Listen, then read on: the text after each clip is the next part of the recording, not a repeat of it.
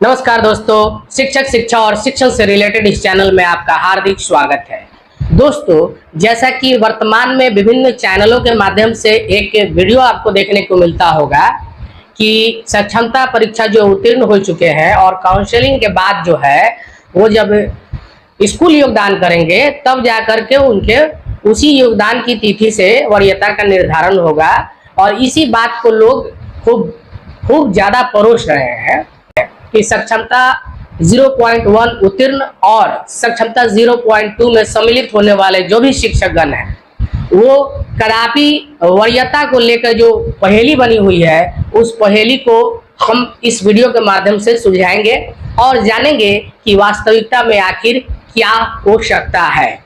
तो जैसा कि आप जानते हैं कि हमारे शिक्षा विभाग के अपर मुख्य सचिव आदरणीय एस सिद्धार्थ सर के द्वारा दिनांक 16 जुलाई 2024 को जो आपका एक नोटिफिकेशन जारी किया गया, एक आदेश जारी किया गया जो काउंसलिंग से रिलेटेड है। और उसमें आप पढ़े होंगे तो उसमें एक जगह लिखा हुआ है कि काउंसलिंग में आपाधापी न करें, क्योंकि काउंसलिंग में अनुशंसित अभ्यर्थियों का वरीयता से कोई लेना देना नहीं रहेगा। विद्यालय में योगदान की तिथि ही उनकी वरीयता का आधार होगा।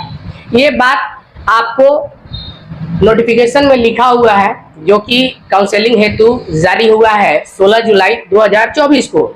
और उसे पढ़ने के बाद विभिन्न चैनल वाले अब ये भी बोलने लगे हैं कि नियोजित से विशिष्ट शिक्षक बनने के बाद वरीयता भी चली जाएगी।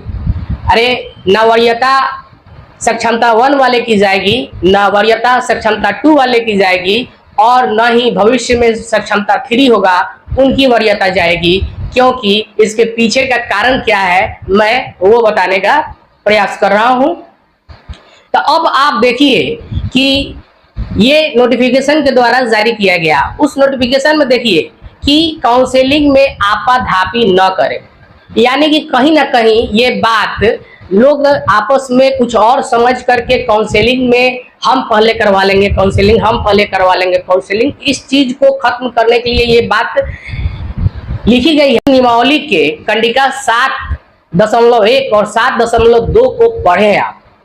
उस नियमावली में स्पष्ट रूप से लिखा हुआ है कि विद्यालय में योगदान की तिथि से आप विशिष्ट शिक्षक कहलाएंगे, लेकिन वरीयता का निर्धारण जो है वो जिला स्तर पर प्राथमिक, माध्यमिक, उच्च माध्यमिक और मध्य विद्यालय के अलग अलग कैटेगरी के शिक्षकों की अलग अलग वरीयता सूची बनेगी। और ये अलग अलग वरीयता सूची बनेगी। इस वरीयता सूची का आधार क्या होगा?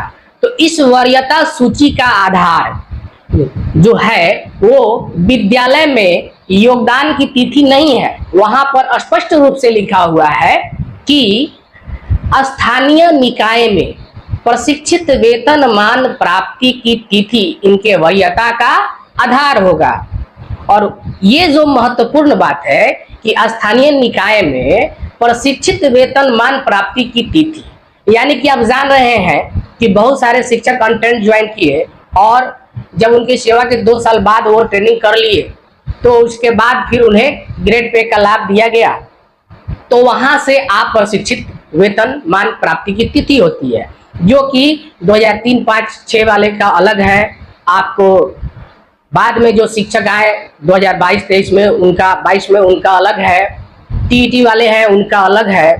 तो इसी के आधार पर प्राथमिक वालों का अलग, मध्य वालों का अलग, माध्यमिक और उच्चतर माध्यमिक वालों का अलग अलग तैयार किया जाएगा।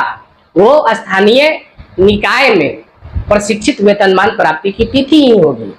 और वहां पे ये भी लिखा हुआ है जब ये तिथि एक समान होगी तो वहां पे डेट ऑफ बर्थ देखा जाएगा। जब डेट ऑफ बर्थ एक समान होगा तो वहां अंग्रेजी के अल्फाबेट लेटर देखे जाएंगे और जब अल्फाबेट लेटर भी एक जैसे होंगे तब विभाग इस पर फैसला लेगा। तो अब हमें ये बात बताइए, एक तरफ नोटिफिकेशन में ये बातें सामने आई हैं कि विद्यालय में योगदान की तिथि जो कि 16 जुलाई 2024 को जो पत्र जारी हुआ उसमें यह बात लिखा गया है कि वरीयता का आधार विद्यालय योगदान की तिथि से किया जाएगा।